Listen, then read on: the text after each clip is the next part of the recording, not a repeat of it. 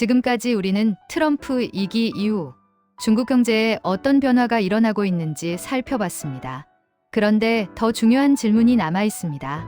이 흐름 속에서 개인과 기업은 무엇을 보고 어디에 서야 할까요? 위기는 준비되지 않은 사람에겐 재앙이지만 준비된 사람에겐 방향을 알려주는 신호가 됩니다. 오늘 영상에서는 전망이 아니라 실제 전략의 관점에서 이야기해 보겠습니다. 많은 사람들이 이렇게 생각합니다. 정치 문제잖아. 중국 이야기지. 우리랑 상관없잖아. 하지만 글로벌 경제에서는 정치가 먼저 움직이고 숫자는 나중에 반응합니다. 이미 변화는 시작됐고 문제는 우리가 그 신호를 보고 있느냐입니다. 개인에게 가장 위험한 선택은 방향을 모른 채 수익만 쫓는 것입니다. 트럼프 2기 이후 글로벌 경제는 더 이상 안정적인 성장이 아니라 충격과 회복이 반복되는 구조로 들어섰습니다. 이 시기 개인에게 중요한 건 얼마를 벌 수 있느냐가 아니라 어디서 위험이 터질 수 있는지를 먼저 파악하는 겁니다. 이제 자산은 단순히 주식, 부동산, 현금으로 나누는 시대가 아닙니다. 어느 나라의 리스크를 얼마나 안고 있는가 이 기준으로 봐야 합니다. 특정 국가의 정책 하나가 환율, 수출, 기업 실적을 동시에 흔드는 시대입니다. 개인 투자자일수록 내 자산이 어느 국가 흐름에 묶여 있는가? 이 질문을 반드시 던져야 합니다. 모든 국면에서 움직이는 게 정답은 아닙니다.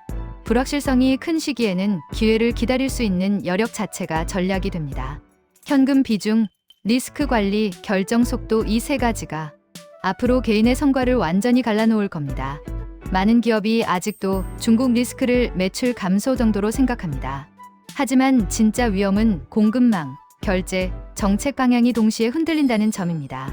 트럼프 2기 이후 중국은 예측 가능한 시장이 아니라 관리해야 할 변수가 되었습니다. 모든 기업이 중국을 완전히 떠날 수는 없습니다. 중요한 건 의존의 정도입니다. 매출 의존, 생산 의존, 원자재 의존. 이 중 어느 하나라도 단일 국가에 과도하게 묶여 있다면 그건 전략이 아니라 위험 노출입니다. 정책은 예고 없이 바뀝니다. 이때 살아남는 기업은 규모가 큰 기업이 아니라 의사결정이 빠른 기업입니다. 내부 보고가 늦어지고 판단이 지연되는 순간 시장은 이미 한 발 앞서 움직입니다. 개인이든 기업이든 공통된 전략은 하나입니다. 흐름을 예측하려 하지 말고 대응할 준비를 하는 것. 트럼프 2기, 중국 경제 변화, 글로벌 재편은 한 번의 이벤트가 아닙니다. 이제는 새로운 기본값입니다. 앞으로의 시대는 많이 하는 사람이 아니라 먼저 움직일 준비가 된 사람이 기회를 가져갑니다. 다음 영상에서는 이 흐름 속에서 구체적으로 어떤 산업과 영역이 움직이기 시작했는지 더 깊이 들어가 보겠습니다. 구독과 좋아요는 다음 분석을 이어가는 데 큰 힘이 됩니다.